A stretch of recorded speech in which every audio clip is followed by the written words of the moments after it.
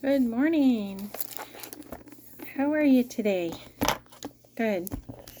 Hope you're doing good. This is April 19th, and we have quite a lot of commentary to read through. And then we're doing Psalms. Okay. The book of Psalms.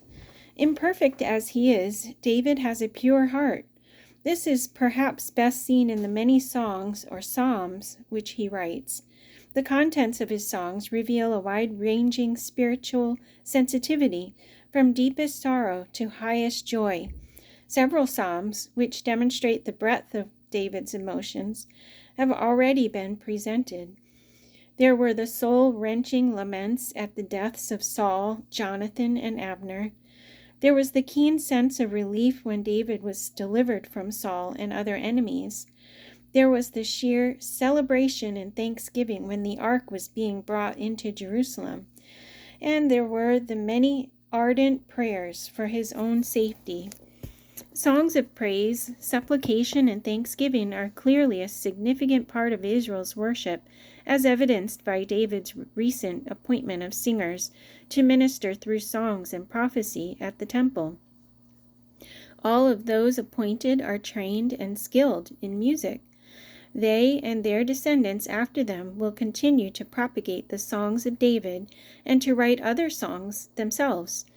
A collection of 150 of these songs, known as the Psalms, contains songs not only by David and Solomon, but also by the sons of Korah, Asaph, Heman, and Ethan, who were assigned to the ministry of songs. Even a song of Moses is included, Psalm 90. Because of David's significant contributions to the Psalms, both personally and through his ministers of song, most of that collection is presented here at this point. Based upon the specific indications accompanying particular psalms, 17 of the psalms have either already been included in the historical record or will soon be presented. Another 21 psalms, which are apparently written in a later period, will be presented in two separate groupings within their appropriate historical contexts. The remaining 112 psalms are presented at this time. Although the original collection was divided into 5 books, the psalms which follow are taken from all of those books and rearranged within 5 major topical groupings. And we start out with the Psalms of the Troubled Soul.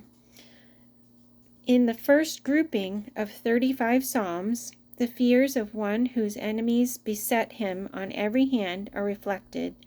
The enemy not only threatens physical harm, but also brings mockery, jeers, slander, and lies. Often the enemy is a former friend or companion of the one oppressed. At times the writer even doubts that God hears his prayers. At other times he gives thanks to God for having heard his supplications. At times there is doubt that anything lives beyond the grave. At other times there is a clear message of resurrection. There is a harsh attitude against the enemy, with prayers for not only the enemy's destruction, but the destruction of the enemy's family as well. Yet David himself has repeatedly forgiven Saul, the one who has most directly threatened his life. The apparent harshness, then, may be simply the exaggeration of a pursued and fearful soul. In all, these psalms speak to anyone who has ever known persecution for righteousness, or anyone who feels betrayed or alone in the midst of a hostile world. And we start with Psalm 5, Prayer for Protection of the Righteous. For the director of music, for flutes, a psalm of David. Give ear to my words, O Lord. Consider my sighing. Listen to my cry for help, my King and my God, for to you I pray. In the morning, O Lord, you hear my voice. In the morning I lay my requests before you and wait in expectation. You are not a God who takes pleasure in evil. With you the wicked cannot dwell. The arrogant cannot stand in your presence. You hate all who do wrong. You destroy those who tell lies. Bloodthirsty and deceitful men the Lord abhors.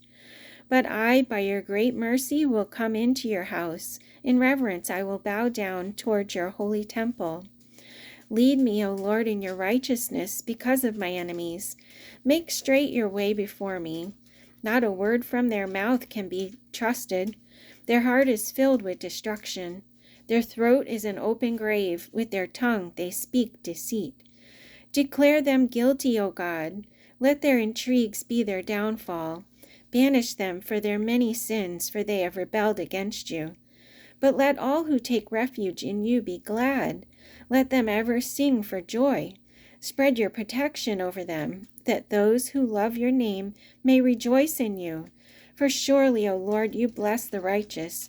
You surround them with your favor as with a shield. Psalm 6, Prayer for Deliverance from Enemies. For the director of music, with stringed instruments, according to Sheminith, a psalm of David. O Lord, do not rebuke me in your anger, or discipline me in your wrath. Be merciful to me, Lord, for I am faint. O Lord, heal me, for my bones are in agony. My soul is in anguish. How long, O Lord, how long? Turn, O Lord, and deliver me. Save me because of your unfailing love. No one remembers when he is dead, who praises you from the grave. I am worn out from groaning. All night long I flood my bed with weeping, and drench my couch with tears. My eyes grow weak with sorrow. They fail because of all my foes. Away from me, all you who do evil, for the Lord has heard my weeping. The Lord has heard my cry for mercy. The Lord accepts my prayer. All my enemies will be ashamed and dismayed. They will turn back in sudden disgrace. Psalm 7, a prayer for refuge from enemies. A Shiggaion of David, which he sang to the Lord concerning Cush, a Benjamite. O Lord my God, I take refuge in you. Save and deliver me from all who pursue me, or they will tear me like a lion and rip me to pieces with no one to rescue me. O Lord my God, if I have done this and there is guilt on my hands, if I have done evil to him who is at peace with me, or without cause have robbed my foe, then let my enemy pursue and overtake me. Let him trample my life to the ground and make me sleep in the dust. Selah. Arise, O Lord, in your anger. Rise up against the rage of my enemies. Awake, my God, decree justice. Let the assembled peoples gather around you. Rule over them from on high. Let the Lord judge the peoples. Judge me, O Lord, according to my righteousness, according to my integrity, O Most High. O righteous God, who searches minds and hearts, bring it to an end the violence of the wicked, and make the righteous secure. My shield is God Most High, who saves the upright in heart. God is a righteous judge, a God who expresses his wrath every day. If he does not relent, he will sharpen his sword. He will bend and string his bow. He has prepared his deadly weapons. He makes ready his flaming arrows. He who is pregnant with evil and conceives trouble gives birth to a disillusionment. He who digs a hole and scoops it out falls into the pit he has made. The trouble he causes recoils on himself. His violence comes down on his own head. I will give thanks to the Lord because of his righteousness, and will sing praise to the name of the Lord Most High. Psalm 10, Prayer for relief from oppression by the wicked. Why, O Lord, do you stand far off? Why do you hide yourself in times of trouble? In his arrogance, the wicked man hunts down the weak, who are caught in the schemes he devises. He boasts of the cravings of his heart. He blesses the greedy and reviles the Lord. In his pride, the wicked does not seek him. In all his thoughts, there is no room for God. His ways are always prosperous. He is haughty, and your laws are far from him. He sneers at all his enemies. He says to himself, nothing will shake me. I'll always be happy and never have trouble. His mouth is full of curses and lies and threats. Trouble and evil are under his tongue. He lies in wait near the villages. From ambush he murders the innocent, watching in secret for his victims. He lies in wait like a lion in cover. He lies in wait to catch the helpless. He catches the helpless and drags them off in his net. His victims are crushed. They collapse. They fall under his strength. He says to himself, God has forgotten. He covers his face and never sees. Arise, Lord. Lift up your hand, O God. Do not forget the helpless. Why does the wicked man revile God? Why does he say to himself, He won't call me to account? But you, O God, do see trouble and grief. You consider it to take it in hand. The victim commits himself to you. You are the helper of the fatherless. Break the arm of the wicked and evil man. Call him to account for his wickedness, that would not be found out. The Lord is king forever and ever. The nations will perish from his land. You hear, O Lord, the desire of the afflicted. You encourage them and you listen to their cry, defending the fatherless and the oppressed, in order that man, who is of the earth, may terrify no more. Psalm 11. Security of righteous from threats of the wicked. For the director of music, of David. In the Lord I take refuge. How then can you say to me, Flee like a bird to your mountain? For look, the wicked bend their bows.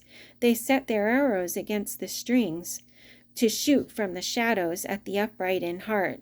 When the foundations are being destroyed, what can the righteous do? The Lord is in his holy temple. The Lord is on his heavenly throne. He observes the sons of men. His eyes examine them. The Lord examines the righteous, but the wicked and those who love violence, his soul hates. On the wicked he will rain, fiery coals and burning sulfur. A scorching wind will be their lot. For the Lord is righteous. He loves justice. Upright men will see his face. That's it for today. See you tomorrow for some more Psalms.